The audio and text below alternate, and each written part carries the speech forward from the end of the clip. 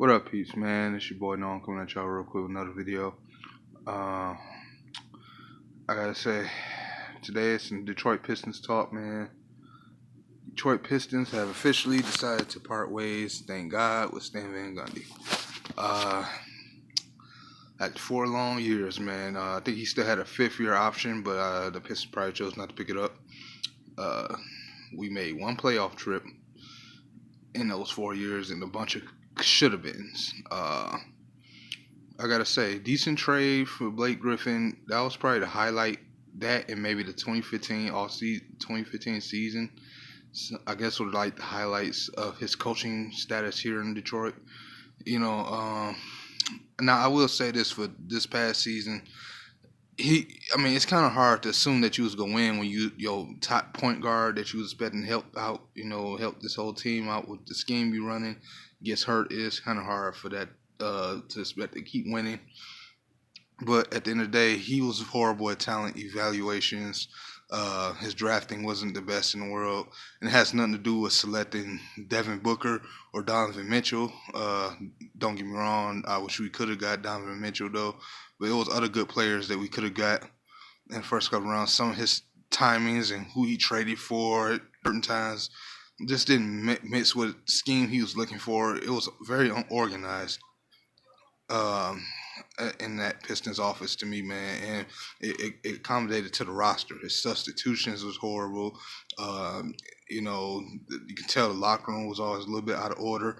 It seemed the team was trying to find ways to like each other to help kind of bring peace with the scheme and his philosophy.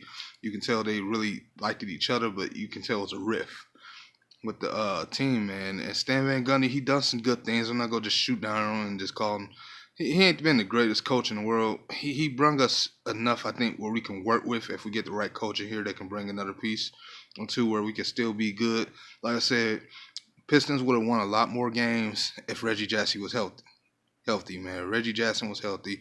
Not to blame the season on him, but when you go out there relying only on Ish Smith as your starter, and then even when Reggie is healthy, your substitution sometimes you have him in there longer than he should be because it's not his day.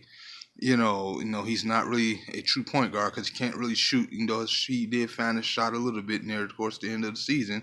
It was more of a wishful thinking kind of feel. You should have been using some of the younger guys. Maybe when you traded one of your players you got from the Blake Griffin trade, man, you should have traded one for an actual decent point guard, man. Maybe those are bench or backup instead of just trading for Jameer Nelson. Just because you know him.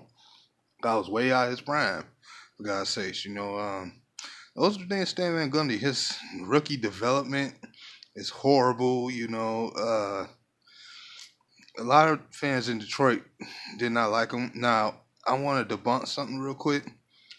So to those who are still complaining about the Blake Griffin trade, I'm going to have to ask you to shut up and stop complaining about it, because the fact of the matter is that is one of the necessary pieces.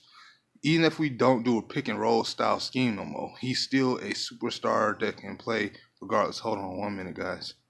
Yeah, so like I was saying, my bad, but peace. But what it is, y'all, Blake Griffin is still a superstar regardless of what scheme you put him in. God knows how to play, man. I think maybe with the right coach, we actually find a way to use him better with Drummond and whoever else we get. You know what I'm saying? To help make a better scheme for the team, man. It was best for the team, man. You know what I'm saying? So, Pistons on that bench got a few more players to find. We don't know what's gonna happen with the Reggie Jackson scenario either. Now that we getting a new coach, we're not sure if he gonna keep Reggie Jackson. That's one thing I'm kind of wondering what's gonna happen. And please do me a favor, also keep Kemba Walker out your damn man, because I don't think we're getting him. So just let it go. The other thing is is the shooting guard position. That's kind of a toss up too, man, because Reggie Bullock he was a late steal, man, for I'm concerned. We've been at him, but it's like he showed up out of nowhere, man, was shooting threes lights out. You know what I'm saying? He had some misses in his games too, right before he got hot. But he was, man, I don't know what happened. Like right when Blake Griffin got traded over here, man, he was hot completely from that point in time all the way down there to the end of the season, I think, man. And excuse me because I didn't see every game at the end of the season, but I know he was playing pretty well. You know, so I like to see what the coach, whoever we do get, I like to see him, man, and don't just hire any old body just because they famous. Hire the right guy for the Pistons per se, for the GM spot, and the head coach, because that's right, we hiring somebody to do those jobs separately. No, not having one guy trying to do both. That's another reason why I think they went ahead and made that decision. I think it was in the reports that they wanted to hire that separately, and I can understand because when you're the GM, sometimes just because the coach got the GM powers, that don't mean it's always go to me work out. Like, oh, okay, he can do this and that, and he get all the steals and this and that and other. He can violate his own rules. The problem is, you get a guy who's too stubborn sometimes in that position of power, having both those titles, and he has nobody but the owner or somebody to answer to because he's given that much trust. And then the team is actually underbuilt because the fact of the matter, the guy who it's not his, there's no more excuses, but the talent gets all the blame for it. You know what I mean? And that's kind of that's the problem. It should be evenly fair. Like, not to turn this to football, but do y'all remember the Philadelphia Eagles? Well, under Chip Kelly, I think he had the GM powers under there, man. He had the power to do whatever he wanted. He wanted to build his own team, man. He got rid of a lot of that good talent that was there, and then the team was just they just didn't play well.